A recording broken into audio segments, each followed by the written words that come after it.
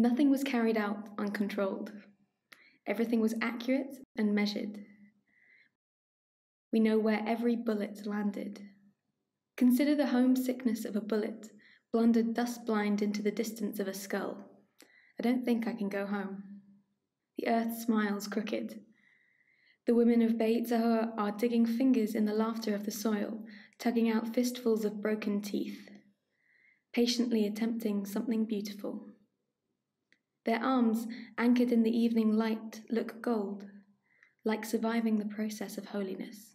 River tweezed from the dumb skin of undesert, say artery, say blue, say anything blood under skin, unsundered, a city rolls off hot white, spilt milk into water. Walk about Zion, go around her, count her towers, walk into the river. I know you were trying to be beautiful. Home is a strange rumour of someone else's skin. I've seen maps where Jerusalem is pinned onto the ventricles of Christ with doctor's accuracy. No one thinks a prophet anything besides a boy splayed open, limbs trussed, with the whole world carved into his stomach. I can't go home. The moon, half sick of shrieking, tumbles from the blackest branches of the olive tree, cradled like a struck dove. We are always burying the moon at the bottom of the garden in an unmarked box. They think it looks barren somehow, full of secrets, from this distance like bone. They think bone is barren somehow, despite the thousands of shot people who are living, who are waking in the dust, crawling from the rubble newly precious, metal jeweling their shoulders and their thighs. I can't go home. I know where the bullets went. Nothing was uncontrolled. I keep them in a glass jar.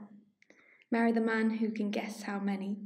Your grandmother would have liked him, for his calmness and his purposeful hands. It's bad luck to name your children for anyone except the headless men you once pulled from the rubble, to keep their spirits near you, so they never call you by your first name. So they run to you and say, Mother, say a birth stain, say wine mark on the sheets, hung damply from the windows every morning like a small surrender, weighted tooth-white with little stones. Ask, where did you learn to run like that? Say, I learned it from my uncle who pulled bodies from the rubble. Every day he walks into the river like he's practicing. The river isn't thirsty. It remembers nothing.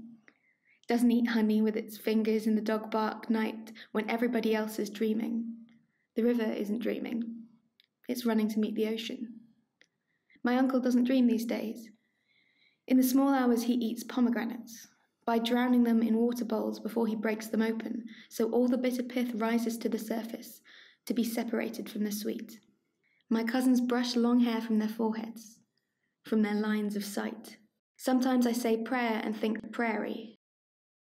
The wolves are back, listening to small fires sprung up in the night time, the highway drunk with flightless bees. Through the windows, a vigilance of jewel-coloured insects fascinated by the smell of breath. They are hungry, and angels also in the prairies, moonstruck in the shadow of the wall, barbed pink, antiseptic-eyed, breaking the necks of rabbits. If they build it, it must be beautiful. They cannot go home. They say Zion, and they mean it. Somewhere in the shadow of the wall there are children shaking oil drops from canisters onto heaps of wood. Air-bellied, their names forgotten, like we expect them to curl up with the wolf cubs and grow to build us cities on a wild hill. The soldiers always come home. They shot 17 people on a Friday. They shot 2 boys playing in the ocean, sunk waist-deep impossibly in blue. These days the fishermen stay out late, boats bloating the horizon. They trawl home netfuls of odd shoes instead of fish. The soldiers are beckoning the shoreline. The soldiers are rejoicing at the foot of the mountain. My aunt imagines how they know where every bullet landed. She has abandoned the necessity of miracles.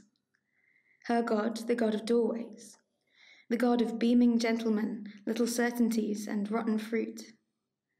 Sometimes there are soldiers at the kitchen table still rejoicing, summoning the old ghosts from the brickwork. On the TV, they shoot 17 people. Afterwards, she goes out quietly to feed the horses, who are always hungry and have no concept of counting. She shows me to bring spoonfuls of sugar water to revive the bees. It's good luck to heal the small and stupid things. Outside her house, burnt earth shining with teaspoons. Sometimes she tells me not to worry.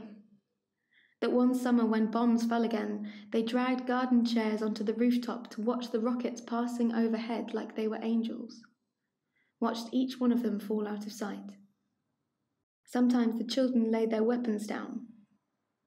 That summer we read out the names of the dead. We starved the horses blind. We mixed milk with honey, spilled it everywhere. I don't know what to tell you. In the shadow of the wall there is a patch of iron-smelling earth that will not dry. Rust-coloured. I can't go home.